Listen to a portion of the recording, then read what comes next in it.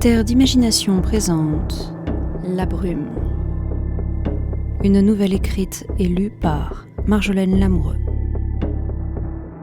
Bonjour, je m'appelle Adriana Pittelberg. J'ai 8 ans. Je suis née dans le Bronx, dans le quartier de Mott Haven, pas très loin du St. Mary's Park. J'aime beaucoup ce parc où Margaret et moi jouons tous les jours. Enfin, sauf que ça fait longtemps que je n'ai pas joué avec Margaret. Parfois, elle me manque, mais souvent je n'y pense pas.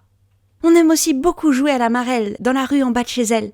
C'est mon jeu préféré, et même que des fois, les enfants Greenberg nous rejoignent et jouent avec nous. Les enfants Greenberg ne se mêlent pas souvent aux autres. Ils ont perdu leurs parents pendant la méchante guerre, celle de l'autre bout du monde, loin derrière l'océan. Ils viennent de là-bas, d'Autriche. Ils ne sont arrivés que depuis la fin de la guerre. Il paraît que ce sont des cousins éloignés, mais je trouve qu'ils ne nous ressemblent pas. En plus, ils ne parlent presque pas anglais.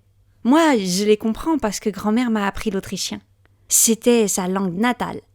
Mais la famille de Margaret vient d'Angleterre et elle ne les comprend pas. J'aime bien les Greenberg, surtout Schmoe. Il a 10 ans et il est très beau. Mais il est bête aussi. Un jour, il a tiré sur une de mes nattes simplement parce que ça le faisait rire. Peut-être aussi parce que j'avais ri de le voir s'emmêler les pieds à la marelle et tomber le nez par terre.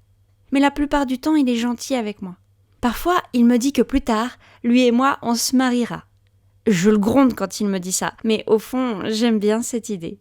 Margaret, elle le trouve trop bête. Moi non, pas trop. Ils me manquent tous les deux. Papa et maman aussi. Ça fait très longtemps que je ne les ai pas vus. J'aimerais que maman me serre dans ses bras. Et j'aimerais que papa me sourie par-dessus ses lunettes rondes. Ça fait tellement longtemps que je n'ai pas vu papa sourire. Depuis quelque temps, quand je pense à eux, c'est comme s'ils disparaissaient dans la brume. La brume.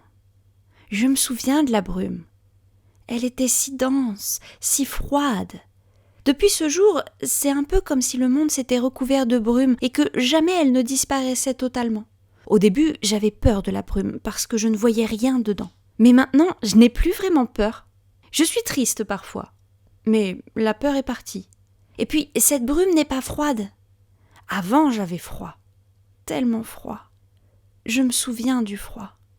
Il neigeait la veille et, à la radio, Monsieur Météo avait annoncé qu'une tempête de neige allait tomber sur New York dans la soirée le lendemain et qu'il faudrait que nous restions bien au chaud chez nous.